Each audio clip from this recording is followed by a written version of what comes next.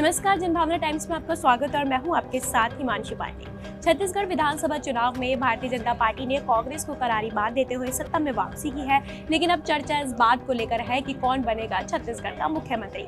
अगर रमन सिंह मुख्यमंत्री नहीं बनते तो छत्तीसगढ़ में सरकार की कमान संभालने के लिए बीजेपी किसको आगे लेकर आती है। वैसे तो सभी को पता है, पीएम मोदी हमेशा से ही कुछ ऐसा चेहरा लोगों के सामने लेकर आते हैं जिसकी किसी को उम्मीद नहीं होती है, जैसे कि हरियाणा और गुजरात में ही देख लीजिए। फिलहाल अभी छत्तीसगढ़ में 6 ऐसे चेहरे हैं जिन पर बीजेपी दांव लगा सकती है।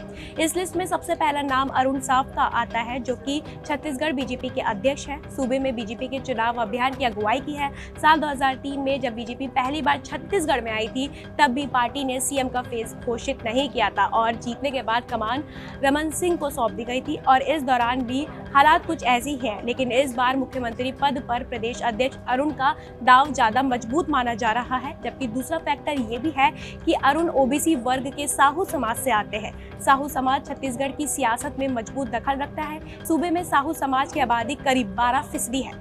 वहीं इस लिस्ट में दूसरा नाम विजय बघेल का आता है, जो कि दुर्ग लोकसभा सीट से सांसद है और बीजेपी ने उन्हें सीएम भूपेश बघेल के खिलाफ उतारा है। विजय रिश्ते से भूपेश के भतीजे लगते हैं और अगर वो भूपेश को चुनावी मैदान में हरा देते हैं तो वो भी सीएम की लिस्ट में शामिल हो सकते हैं। छत्तीसगढ़ सीएम के लिए सरोज पांडे का नाम भी शामिल है। सरोज पांडे बीजेपी की राष्ट्रीय उपाध्यक्ष और राज्यसभा सांसद हैं। सरोज छत्तीसगढ़ में बीजेपी का बड़ा चेहरा मानी जाती हैं। वो 2 बार भिलाई की मेयर और विधायक भी रही है। वो बीजेपी महिला मोर्चा की राष्ट्रीय अध्यक्ष भी रह चुकी है। वहीं इस लिस्ट में तीसरा नाम जो है वो ब्रजमोहन अग्रवाल का आता है, जो कि रायपुर दक्षिण विधानसभा सीट से 7 बार विधायक रह चुके हैं। इस बार वो 8वीं बार विधानसभा पहुंचने के लिए जोर लगा रहे हैं। ब्रजमोहन अग्रवाल डॉक्टर रमन सिंह के नेतृत्व वाली बीजेपी की सरकार में मंत्री भी रह चुके हैं और उनकी गिनती स्वच्छ छवि के सरल सहज नेताओं में भी आती है, इसलिए बीजेपी उन्हें भी सीएम के तौर पर देख सकती है।